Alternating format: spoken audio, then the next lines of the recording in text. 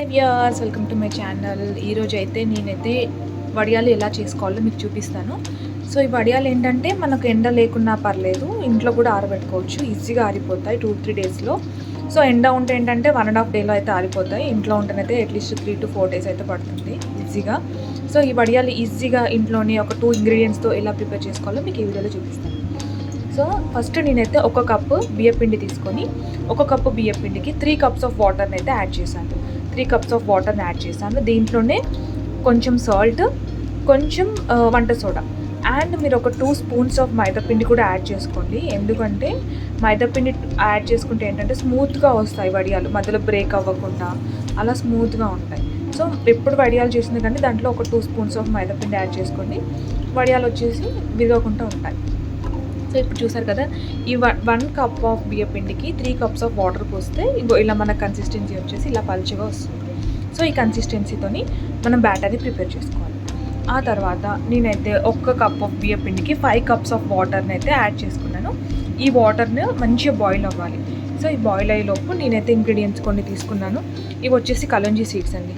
So మీ దగ్గర kalonji seeds ఉంటే add చేసుకోండి, జీలకర్రని యాడ్ చేసుకోండి, లేకపోతే ఎండుమిర్చి ఉంటాయి కదా, ఎండుమిర్చి సీడ్స్ అవి అన్నీ దంచి వేసుకోవచ్చు. అండ్ నేనైతే ఇక్కడ ఓమా తీసుకున్నాను. ఓమా ఫ్లేవర్ అయితే చాలా బాగుంటుంది వడియాలో, కాబట్టి ఓమా కంపల్సరీ నేను వేసుకుంటాను. It's an optional. మీరు ఏం లేకున్నా కానీ జస్ట్ ఇట్లా బియ్యపిండి, కొంచెం సాల్ట్, వాటర్, కొంచెం మైదాపిండి వేసుకొని చేసుకున్నా కానీ వడియాలు చాలా బాగుంటాయి. సో ఇప్పుడు వాటర్ హీట్ అయిన తర్వాత ప్రాసెస్ ఎలా స్టార్ట్ చేయాలో మీకు చూపిస్తాను. So keep watching. ఈ వీడియో పూర్తిగా చూడండి. ఈజీగా ఇంట్లోనే వడియాలు ఒక 10 నిమిషాలు ఎలా చేసుకోవాలో ఈ వీడియోలో మీకు చూపిస్తాను. మనకి వాటర్ వేడెక్కినాయి కదా, సో వేడెక్కిన వాటర్లోకి మనం 1 tablespoon ఆఫ్ వాము and 1 tablespoon of kalonji seeds, మీరు కావాలనుకుంటే జీరా కానీ ఇంకా పచ్చిమిర్చి పేస్ట్ కానివ్వండి, అది కూడా నూరి వేసుకోవచ్చు, బాగుంటుంది ఫ్లేవర్. సో పుదీనా, మెంతికూర, ఇవి కూడా మీకు ఫ్లేవర్స్ తగ్గట్టుగా కూడా యాడ్ చేసుకోవచ్చు అప్పడాలకి. సో ఇప్పుడు మనకి వాటర్ వేడెక్కిన తర్వాత మనం కంప్లీట్గా ఈ కన్సిస్టెంట్ని ఇట్లా వేసుకుంటూ కలుపుతూ ఉండాలి. సో సేమ్ మనం ఉప్మాని ఎలా అయితే కలుపుతూ ఉంటామో, సో ఈ కన్సిస్టెంట్ని యాడ్ చేసుకొని కంప్లీట్గా మనము దీన్ని కలుపుతూ ఉండాలి. కొంచెం పేస్ట్ వచ్చేసి చిక్కపడాలి.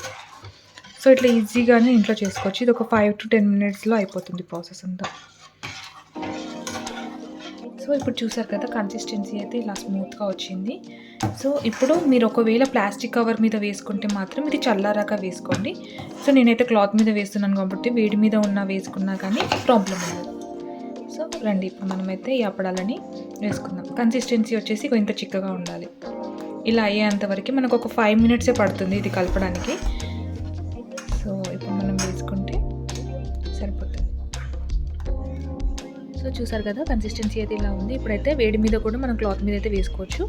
సో మనకి ఎండ కొట్టినా కానీ వేసుకోవచ్చు, ఎండ లేకున్నా కానీ వేసుకోవచ్చు. సో లైట్గా దీన్ని ఇలా అనండి అంతే.